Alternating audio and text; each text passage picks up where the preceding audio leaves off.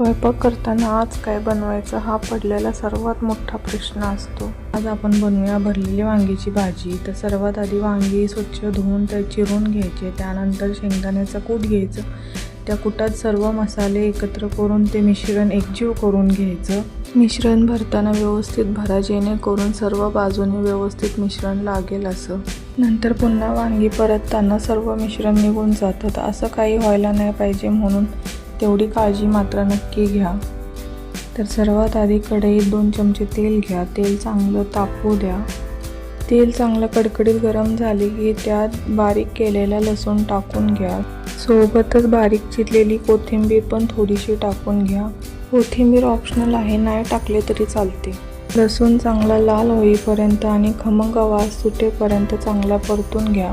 लसूण चांगलं परतून झाले की त्याच्यात बारीक चिरलेला कांदा टाकून घ्यायचा आणि तो देखील त्याच्यासोबत लालसर परतून घ्यायचा। कांदा जर लवकर भाजला जात नसेल तर त्याच्यात एकदम चिमूटभर मीठ टाकून घ्यायचं। चांगला लालसर परतून झाला की त्यामध्ये एक एक करून आपण वांगी भरलेली होते ते वांगी टाकून घ्यायचे। वांगी टाकून झाल्यावर त्याला थोडंसं परतून घ्यायचं व झाकण ठेवून थोडंसं वाफेला शिजून द्यायचं। वांगी 5 मिनिटं वाफेला शिजून झाली की पुन्हा एकदा त्याला परतून घ्यायची। आमच्या घरात सर्वात जास्त चवीने आणि आवडीने खाल्ली जाणारी एकमेव भाजी म्हणजे भरलेली वांग्याची भाजी आहे। तसंच तुमच्या घरात देखील कोणती भाजी सर्वात जास्त आवडीने खातात मला कमेंटमध्ये नक्की सांगा।